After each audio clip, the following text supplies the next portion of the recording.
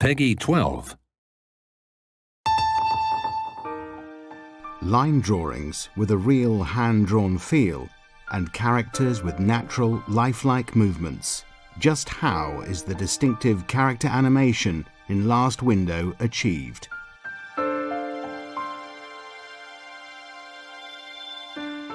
For this title, we use the same technique as we used for the last title, Hotel Dusk. This style of animation is known as rotoscoping.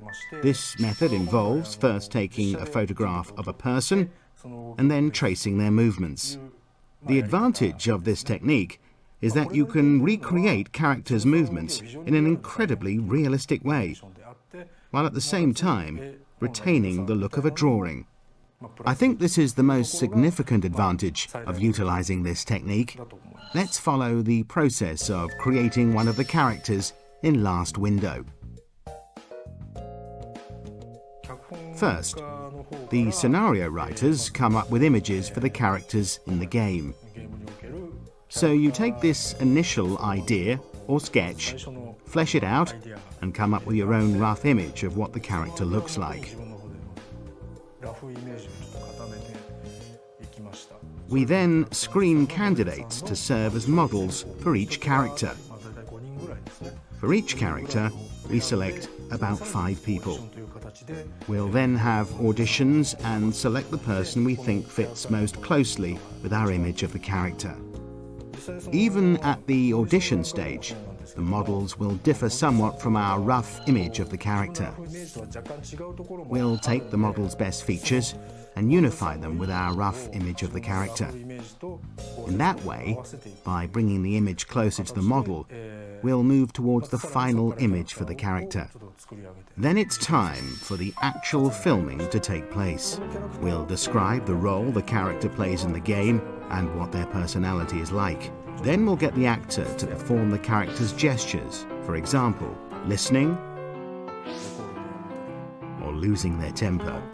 We get the actors to display each individual emotion and expression. We'll end up with a huge number of videos, all of which we'll then upload to a computer and start working on them from there. We'll select the best movements from each sequence and basically clip them out. That's the general idea. After that, it's time to trace the characters. As we go about creating the characters, the first task is to sketch in the line drawings. We do this by tracing round the image of the model. But the idea is not to trace the model perfectly. Instead, we draw rough lines and add dynamic touches.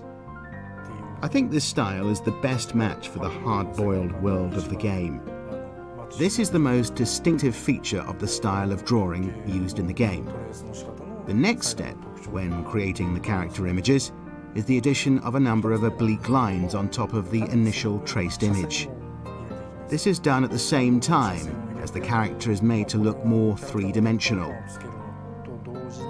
As there isn't a fixed number of those oblique lines, they give a real dynamic feel to the images, greatly amplifying the sense that they are moving.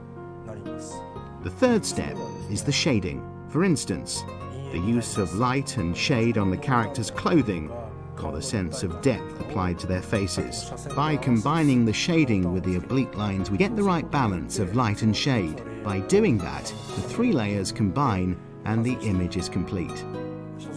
In order to complete a single animation, we first need to check on a PC that there are no problems in the movement of the images. Then the images are downloaded to a DS. It's vital to see how the images will look in the game. As this will be the finalized image, it's important to check that it's not moving too much and going off the edge of the screen, or that the different resolution isn't spoiling the image. Kyle Hyde, who is displayed on the left screen when you tilt the DS, becomes the standard for gauging the other images. So you can check the size of the character appearing on the right screen against Kyle Hyde, checking at the same time that they have matching eye lines. You then go back to the PC and fix any problems.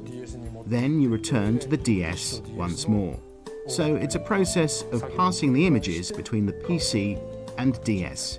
By repeating this process, we'll arrive at the final images. We begin with a huge volume of traced images, making the task of finalizing the animations an incredibly demanding one. It's a very complicated task, and of course, it's not something I could have done alone. So I got outside help, for instance, asking external production companies to help out.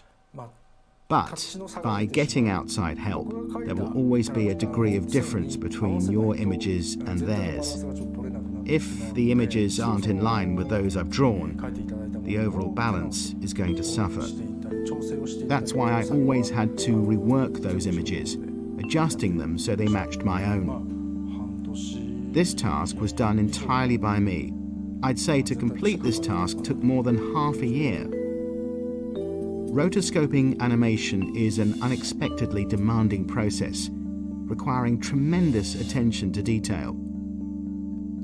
I became interested in this type of animation some years ago.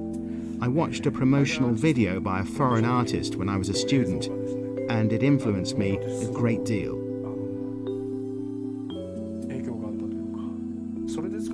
The style of animation used in the video was rotoscoping. When I worked on the last title, it suddenly struck me that this style of animation matched what I'd always wanted to do, and I was determined to use it.